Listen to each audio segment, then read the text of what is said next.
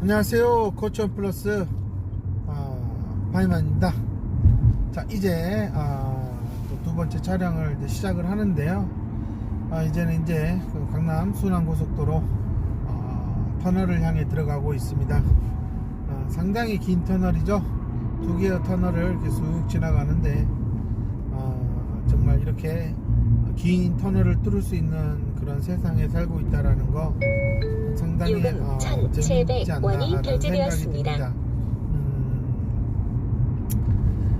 제가 이렇게 센터 부모님들에게 항상 이런 매년 초에 1학기에는 많이들 이제 어머님들이 학교 선생님과 새로 만났기 때문에 과연 이 선생님과 아이에 대해서 어디만큼 오픈을 해야 되고 어디만큼 선생님에게 요구를 해야 되느냐, 이런 것들에 대해서 어머님이 참 많이들 물어보시는 거예요. 근데 저는 개인적으로 어머님들에게 1차적으로 이런 얘기를 합니다. 어떤 선생님이 먼저 전화 오고 아이에 대해서 얘기하자고 하기 전까지는 좀 냅둬봐라. 과연 선생님이 어느 정도 이 아이를 파악하는지 한번 보자 라는 거예요. 선생님이 이 아이에 대해서 하는 말을 들어보면 이 선생님이 아이를 보고 있는지 안 보고 있는지부터 알 수가 있거든요. 그러니 당연히 1학년일 때는 1학년 담임선생님이 어디 유치원 선생님한테 물어볼 리가 전혀 없잖아요. 그러니 이 선생님들은 진짜 관심을 가지고 좀 볼 거예요. 1, 2학년 때는. 근데 2학년 때만 하더라도 1학년이니까 1학년 담임 수소문 해가지고 얘 어때요? 그러면은 바로 데이터가 나오잖아요. 그러면 좀 요주의 인물이다 라고 판단이 들면은 어쨌든 선생님이 신경이 쓰이니까 볼 거예요.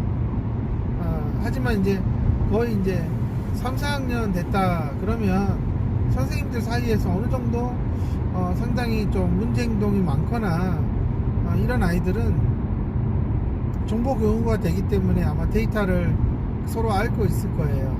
그래서 그 기준에 맞춰서 아이를 보고 있어요. 그렇다면 과연 그 선생님이 내 아이를 어떻게 3, 4월 달에 봤는지 한번 가만히 냅두는 것도 좋은 거예요. 근데 괜히 우리 애가 이래요 뭐예요 하고 미리미리 선생님한테 선생님이 선을 그을 수 있는 그런 방법을 미리 정보를 다 주고 나서 선생님이 이 아이는 이러니 이렇게 하세요 라고 하는 것은 좋지 않다라고 저는 생각이 듭니다. 어쨌든 선생님도 아이를 관찰할 시간을 줘야 되는 거고요. 부모님은 또 기다려야 되는 게 맞는 거예요. 저는 그런 가정 속에서 또 엄마가 해야 될 역할이 있고 또 이렇게 저와 같은 그런 사설센터에서 이 아이를 책임지고 있는 치료사들이 또 해야 될 일들이 있는 거예요. 저는 개인적으로 문제를 덮고 가는 것보다는 문제를 빨리 오픈해서 해결하는 스타일이에요. 그렇기 때문에 빙빙 돌려서 이거를 숨기고 이렇게 해서 넘어가는 그런 스타일이 아니에요. 아이가 못하는 게 있으면 들춰내고요. 그래서 할 수 있게 만들고 아이가 버릇이었거나 태도가 나쁘면 바로바로 고쳐서 더 이상 못 쓰게 하는 게 제 스타일입니다. 어떤 어머님들은 상당히 창피하다고 많은 것들을 좀 감추기도 하는데요. 어차피 저는 제 수업에 들어오면 다 드러나기 때문에 저는 어머님한테 솔직하게 얘기하고 다 오픈합시다. 자, 이건 이렇게 해야 되지 않을까요? 이거 안 하면 내년엔 어떻게 하려고 그럽니까? 자, 이제부터 이걸 해야 될 것 같습니다 라고 저는 얘기하고요. 어머님에게 가장 중요하게 하는 얘기는 제가 어제 카페에도 글을 써서 올렸지만 선생님은 바뀌지 않아요. 학교 시스템도 잘 바뀌지 않아요. 특수교육 바뀌려면 아직도 멀었어요. 그런 것들에 기대하면서 선생님들이 내 아이에게 아주 그냥 뭔가 특별한 교육을 해줄 거라고 그렇게 바라보고 접근하면 아이는 학교 가서 아무것도 배울 게 없어요. 그래서 저는 특히 자폐아동 부모님들한테는 어떻게든 얘가 배울 수 있게끔 만들어야 된다 생각해서 뭐라도 하나는 더 이상 선생님 눈밖에 나지 않아야 된다. 그러면서 선생님이 얘를 데리고 뭔가라도 하나를 해보자 라는 식으로 해야 된다. 그렇게 해야지 선생님이 바뀌지, 선생님한테 백날 졸라봤자 그거는 선생님은 절대 해줄 수가 없다라는 거예요. 하지도 않을 뿐더러. 네, 그렇기 때문에 저는 아이부터 변화시키자, 아이부터 좀 인간답게 인사하고 태도를 바로잡고 또 그렇게 해야 된다 라는 게 제 관점이고 제 중재 철학이에요. 아이가 변하면 주변의 어른들이 달라질 수밖에 없어요. 아이가 변하는데 안 변한다 그러면 어른들이 안 변하면 그 어른이 문제인 거예요. 근데 참 아이러니한 거는 제가 이렇게 부모님들에게 그런 얘기를 하고 아이를 이렇게 합시다 그러면 부모님들은 그렇게 해도 아이는 학교 가서 안 할 수도 있잖아요. 근데 그거는 학교에서는 어떻게 하는지 어머님이 뭐 CCTV로 보는 것도 아니고요. 그럼에도 저는 해야 된다라고 얘기를 해요. 왜냐, 올해는 선생복이 너무 없어요. 진짜 없는 거예요. 선생이 너무 개빡하고 정말 지밖에 모르고 너무 이기적이고 딱 자기 기준에 안 맞지 않으면 그냥 애들을 뭐 아무리 열심히 한다 해도 뭐 칭찬도 안 해주고 정말 그런 아주 이기적인 선생이 있어요. 뭐 선생님이라고 무조건 다 뭐 좋은 건 아니니까요.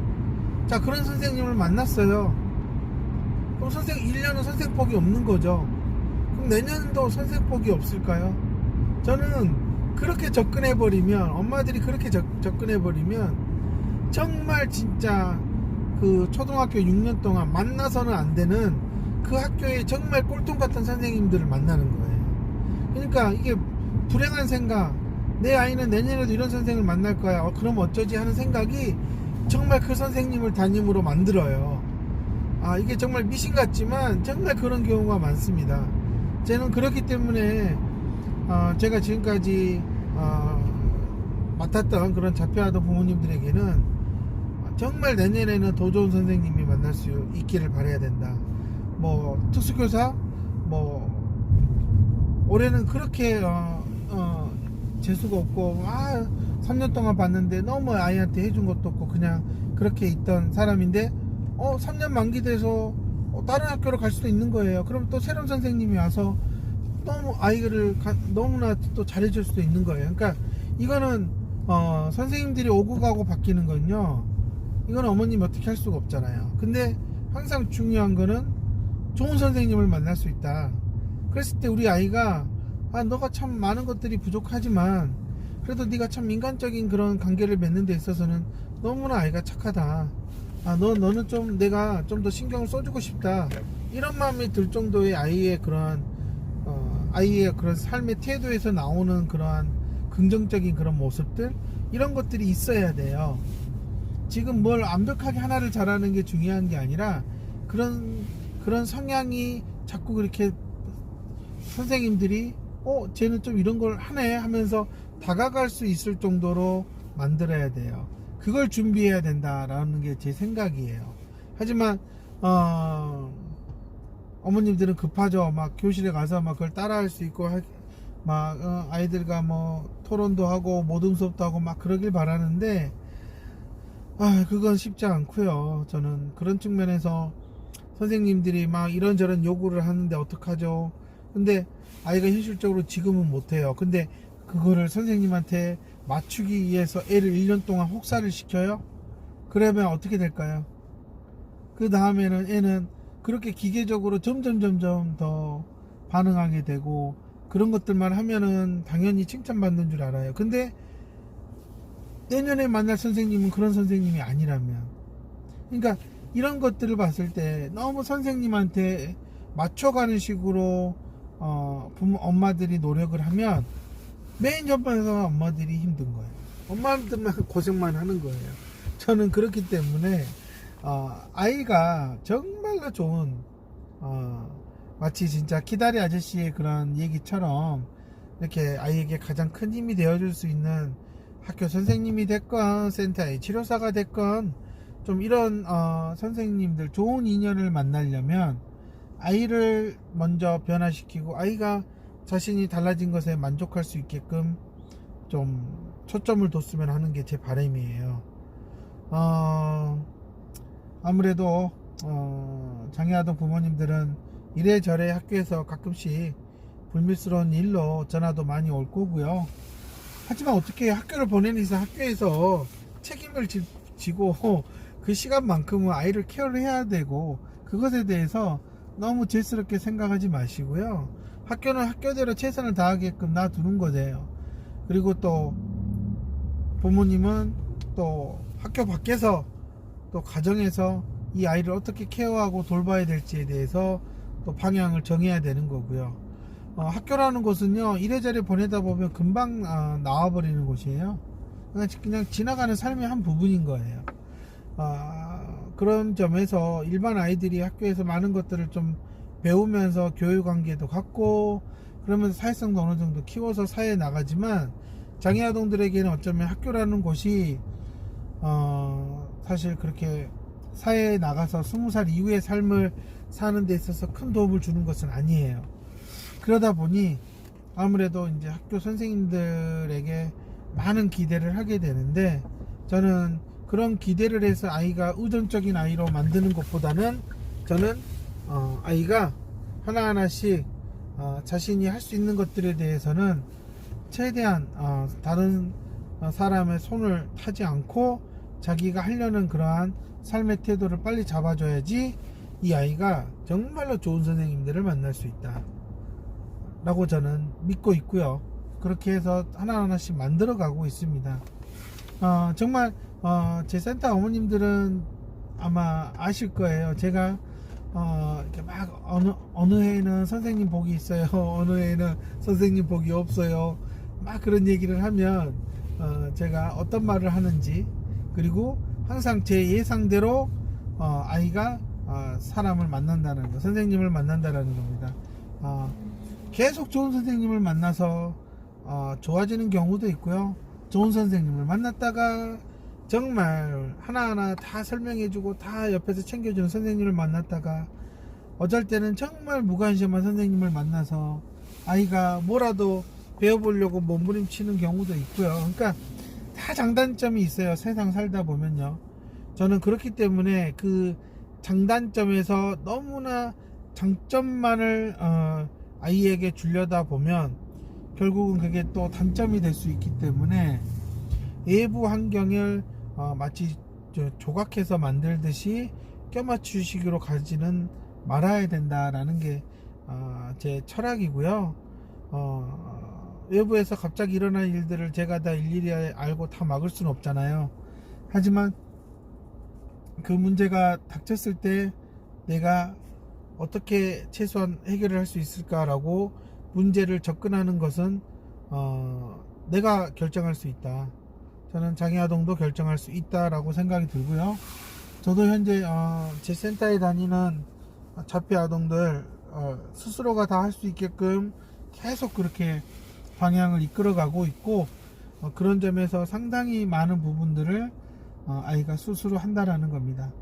그러한 능력들이 준비가 돼서 학교에 어느 순간 나타나면 선생님들 입장에서도 이걸 할 수 있는데 더 올려야 되지 않을까라는 생각은 인간인 이상 하게 돼 있다는 거. 그렇다면 어떻게 해야 될까? 선생님이 이러이러한 걸 해오세요 하니까 그것을 1년 내내 시킨다고 해서 애가 나아질까? 물론 학습적으로는 어느 정도 기술을 습득하는 데는 도움은 되겠죠. 하지만 만약에 다음에 선생님이 바뀌면 어떻게 될까? 저는 또 다시 이 아이는 혼란을 겪게 되고 번복하게 될 거다라는 겁니다. 그러니 선생복만 바라고 있으면 아이는 달라지지 않아요. 그래서 아이를 달라지게 하는데 초점을 두고 그래서 아이가 스스로 할 수 있는 것들이 하나하나씩 늘어나면 선생님들도 그에 맞춰서 하나하나씩 늘려갈 것이다. 그러니 엄마 아빠가 중점을 둬야 될 부분은 내 아이가 정말 하루하루 뭔가 하나씩 더 스스로 해나가는 것들을 만들어야 된다. 그것을 함께 해주는 게 가장 중요하다. 저는 그렇게 생각을 합니다. 이미 어른들도 다 우리 모두가 다 학교라는 것을 거쳐봤어요. 12년이라는 기간 동안 정말로 우리 모두가 다 좋은 선생님만 만난 건 아니잖아요. 정말 별의별 선생님들 다 만났어요. 그러면서도 그 중에서 정말 나에게 큰 영향을 미친 사람이 있죠. 그 최대한 영향을 미친 긍정적으로 지금의 자리에 있게끔 해준 그 선생님이 숫자가 많을수록 삶은 더 나아지는 거예요. 근데 항상 양보다는 질이라고 제가 강조를 하는데 12명의 그런 12년 동안 접했던 선생님들 중에 10명의 나쁘고 형편없는 선생님이 있었을지라도, 나에게 관심 없는 선생님이 있었을지라도 2명의 더 나에게 관심을 가져주고 이름을 불러주고 나에게 뭔가 따뜻한 말을 하나 해주면서 해줬던 그 2명의 선생님이 실질적으로 나에게 많은 삶에 영향을 미쳤다라는 겁니다. 그렇기 때문에 선생복은 그냥 하늘에 맡기고요. 어떻게 뭐 내가 뭐 이렇게 치맛바람으로 내가 뭐 돈을 써서 뭐 담임 배정을 할 수 있는 것도 아니고, 그냥 그거는 하늘에 맡기고 내 아이에 집중하는 게 가장 현명하다. 내 아이한테 정말 학교 가서 해야 될 것들을 제대로 하나씩 가르쳐 주자. 그게 먼저라고 저는 생각이 듭니다. 학교를 보내놓고 정말 불안해서 혹시나 또 뭔 일 사고 터져서 전화가 와서 부랴부랴 달려가는 어머님들도 있는데요. 그러다 보면 정말 아이한테 알게 모르게 선생님이 하라는 대로만 해라 라고 하는데요. 그것도 별로 좋은 방법은 아닌 것 같고요. 그렇게 하라는 대로 하라고 해서 그 아이가 그대로 하기 시작하면 나중에는 스스로 하라 그러는 것은 어떻게 가르쳐야 될까? 정말 그것도 참 어려운 일이지 않을까 싶습니다. 네, 이제 이 항상 번화가인 사당 사거리에 왔습니다. 사당역 사거리. 곧 있으면 센터에 도착합니다. 자, 오늘 출근길 톡톡톡 2가지 주제로 제가 며칠 동안 생각했던 것을 나눴는데요. 제가 이렇게 차가 운전하면서 가는 길을 보여주면서 이렇게 하는 거는 그냥 틀어놓고 편안히 들어보시면서 공감되는 데가 있으면 고개를 끄덕이시고요. 또 나름 뭐 마음에 와 닿으면 또 여러 번 또 들어보시면서 부담없이 좀 제 유튜브를 보시라는 의미에서 이렇게 제 얼굴보다는 이렇게 그냥 일상 바삐 사는 사람들의 모습, 아침에 출근길 열심히 움직이는 이 강남을 보여드리면서 제가 촬영을 하는 것입니다. 그러니 그냥 틀어놓고 들으셔도 조금은 마음의 위안이 되지 않을까 이렇게 생각합니다. 감사합니다. 주말 잘 보내십시오. 오늘은 불금입니다. 감사합니다.